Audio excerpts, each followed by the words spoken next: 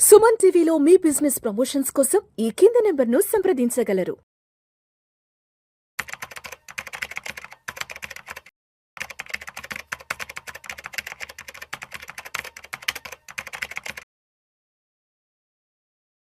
నమస్తే, welcome to Suman TV. నేను విష్ణు. ప్రస్తుతం మనతో పాటు సీనియర్ స్టాక్ మార్కెట్ అనలిస్ట్ ప్రభు మాలంపాటి గారు ఉన్నారు. సార్తో మాట్లాడదాం.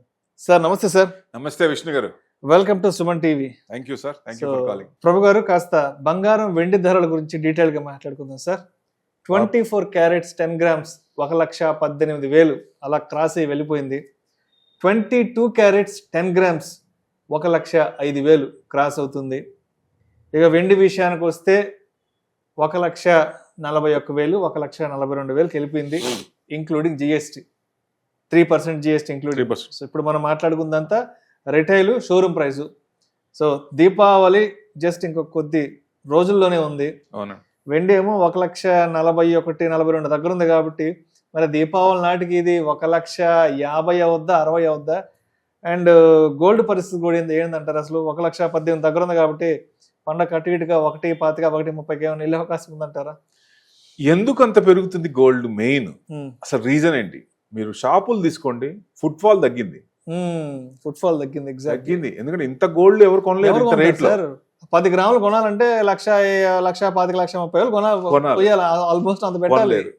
ఆల్టర్నేట్ గా మీరు గిఫ్ట్స్, చిన్న చిన్న గోల్డ్ గిఫ్ట్స్ ఇచ్చేవాళ్ళు, పోగులు గానీ బ్రేస్లెట్ గానీ అట్లాంటివి ఇచ్చే ఏం చేస్తున్నారు? సిల్వర్ తో చేసిస్తున్నారు.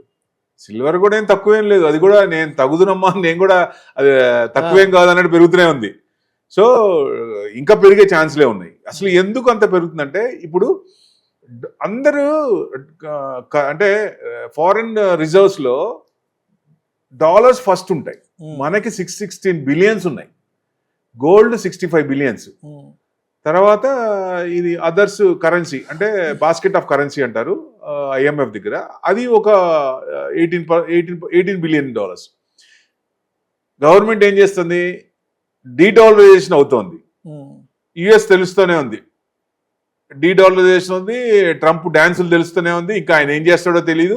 పెద్దన్న పొజిషన్లో ఉన్నప్పుడు ఏది కూడా కరెక్ట్గా లేదు, పొజిషన్ కరెక్ట్గా లేదు. వాళ్ళు డిఫేమ్ అవుతున్నారు day by day. So dollar మీద ఎఫెక్ట్ తగ్గుతోంది. సో అందరూ డాలర్ రిజర్వ్స్ తగ్గించుకొని గోల్డ్ రిజర్వ్స్ పెంచాలని అనుకున్నారు. ఎప్పుడైతే ఇది అనుకున్నారో లాస్ట్ 5 years నేను అంతకు ముందు చూస్తే పెద్ద ఏం లేదు. లాస్ట్ 5 years నుంచి విపరీతంగా 1,000 to 1,500 మెట్రిక్ టన్స్ కొంటా ఉన్నారు.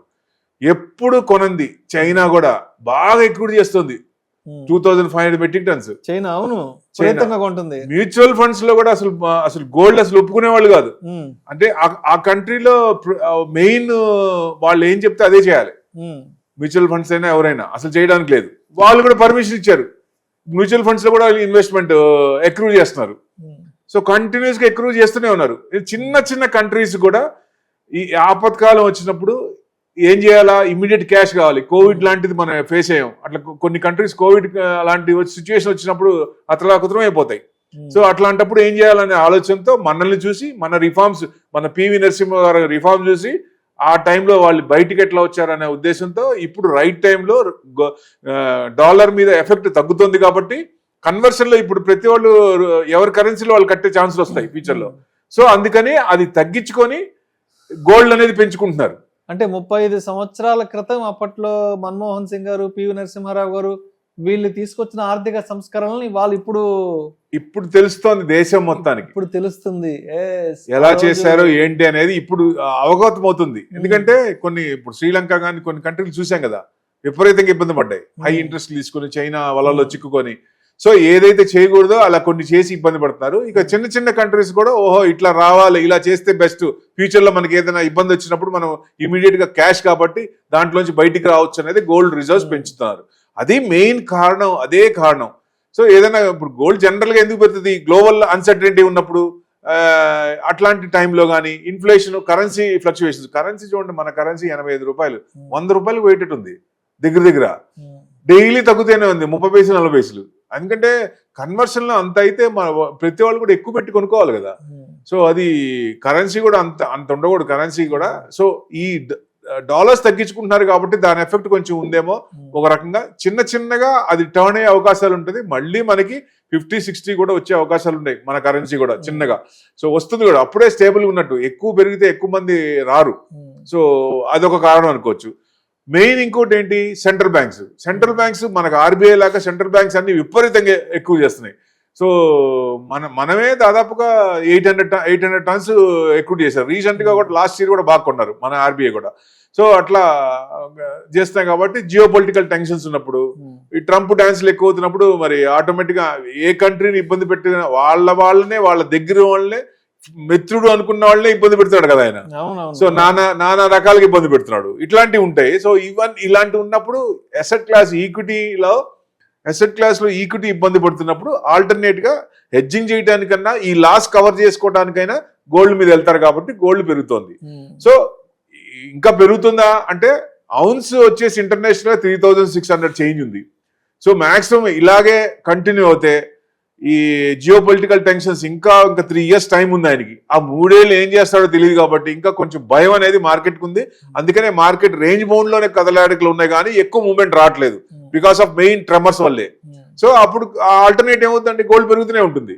సో అది 4500 4600 ఇంటర్నేషనల్ ఔన్స్ రేట్ వచ్చిందా అంటే వచ్చే అవకాశాలు ఉన్నాయి. అంటే అంతవరకు తీసుకుంటే మనకి 135 to 145 1,45,000 వరకు వెళ్ళే ఛాన్సులు కనపడుతున్నాయి.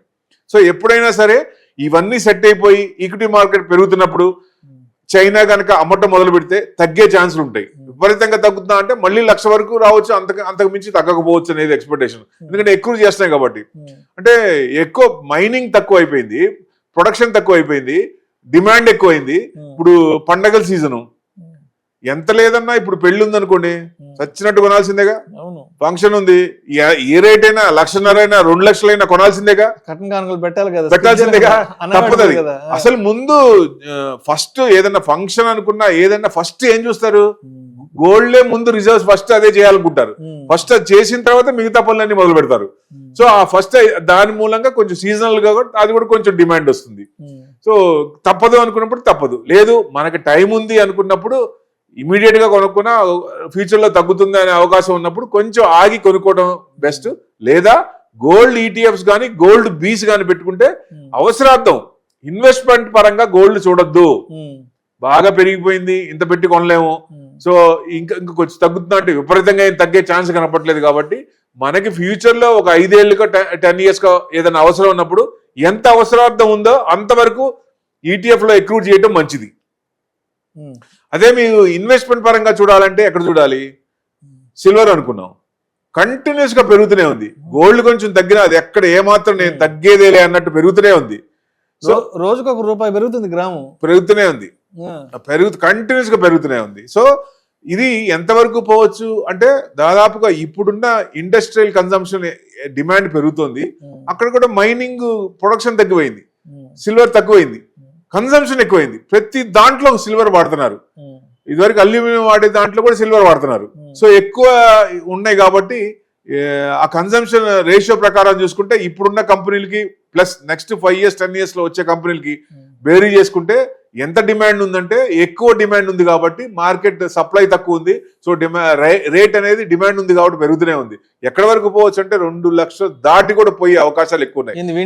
వెండి 2 లక్షలు దాటి వెళ్ళే ఛాన్స్, మొన్నటిదాకా 2 లక్షలే అనుకున్నాం కానీ 2 లక్షలు దాటి వెళ్ళే అవకాశాలు ఉన్నాయండి. నెక్స్ట్ 5 years టార్గెట్ పెట్టుకుంటే దాన్ని దాటే అవకాశాలు ఎక్కువ ఉన్నాయి.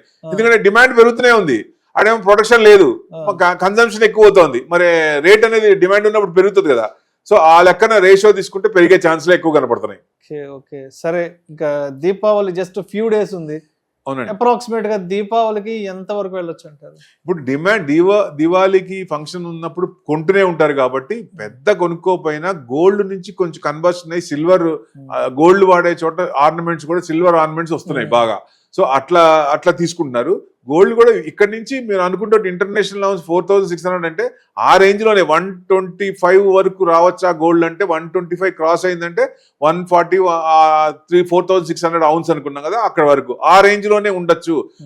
ఏదన్నా ఫాలింగ్ స్టార్ట్ అయితే మటుకు మళ్ళీ 1,00,000 వరకు రావచ్చా అంటే చైనా గనక ప్రాఫిట్ బుకింగ్ లో ఉంది అంటే తగ్గే అవకాశాలు ఉన్నాయి. ఎందుకంటే వాళ్ళు ఎక్రూట్ చేస్తూ ఉన్నారు, ఇయర్ ఆన్ ఇయర్ చేస్తూనే ఉన్నారు, అందుకనే తగ్గట్లేదు. ఇప్పుడు ఎక్కువ ఎవరైతే ఎక్కువ చేశారో డంప్ చేశారో అదంతా మళ్ళీ ప్రాఫిట్స్ బుక్ చేసుకుంటే అప్పుడు తగ్గే అవకాశాలు ఉంటాయి. అంటే ఎప్పుడో ఒకసారి గోల్డ్ రికార్డు ఇదివరకు చూసినా అంత రికార్డ్స్ పెద్ద ఏం లేవు, రేషియో రిటర్న్స్ ఏం లేవు. లాస్ట్ 5 years లోనే ఈ సంవత్సరం చూస్తే 41% ఉంది.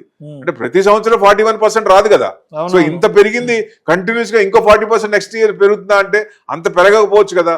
ఒక రకంగా ఈ రకంగా పెరిగితే క్రైమ్ రేట్ చిన్న చిన్న గోల్డ్ వస్తువులకు కూడా క్రైమ్ రేట్ విపరీతంగా పెరిగిపోద్ది.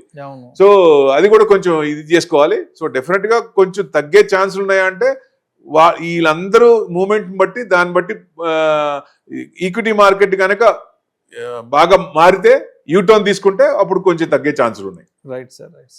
Thank you sir, thank you so much Prabhu గారు.